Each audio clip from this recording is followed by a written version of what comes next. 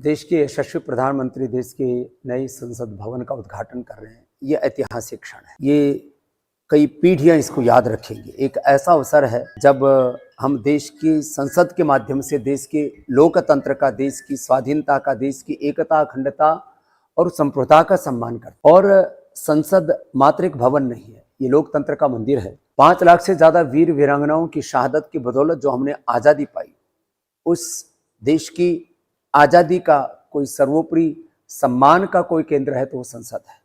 और उस संसद का बहिष्कार करना और उस संसद का घेराव करना, जिस क्षण यह गौरव पल घटित हो रहा है उसी समय उसका घेराव करने की बात करना, ये देश का, देश की संसद का, ये लोकतंत्र का और जिन्होंने आज़ादी के लिए लड़ाई लड़ी उन वीर वीरांगनाओं का ये अनादर अपमान है। और मैं आश्वस्त हूँ कि जो हमारे खिलाड़ी जिन्होंने हमेशा तिरंगे का मान बढ़ाया और जो देश के लोकतंत्र का, देश की संसद का सदा सम्मान करते हैं, वो कम से कम देश की जब नई संसद भवन का उद्घाटन हो रहा उस समय उसके घेराव की बात या उस समय संसद की तरफ कूच करने की बात, इस प्रकार के आंदोलन से खिलाड़ियों को भी दूर रहना चाहिए।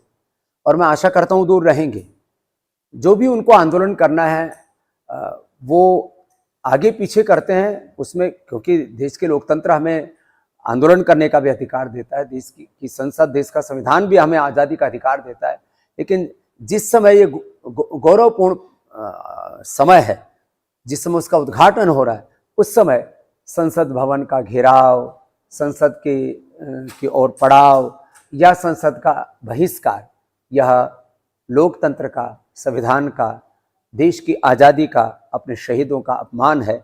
जो भी लोग इसका बहिष्कार करने की बात कर रहे हैं वो पुनर्विचार करें, और जो घेराव की बात कर रहे हैं, मेरे उनसे भी नम्र निवेदन है कि वो इस प्रकार की गतिविधियों से दूर रहेंगे तो इससे देश का गौरव बढ़ेगा। क्योंकि पूरी दुनिया देख रही है भारत के नए संसद भवन का उद्घाटन, देश के लोकतंत्र का, देश दुनिया का सबसे बड़ा लोकतंत्र भारत है, और उस लोकतंत्र की प्रतिनिधि संस्था, उस लोकतंत्र का मंदिर, उसकी सर्वोपरि संस्था कोई है तो संसद है। उसका बहिष्कार या उसका घेराव, उसका अनादर, अपमान, इससे सभी लोगों को बचना चाहिए। यही मेरा आह्वान।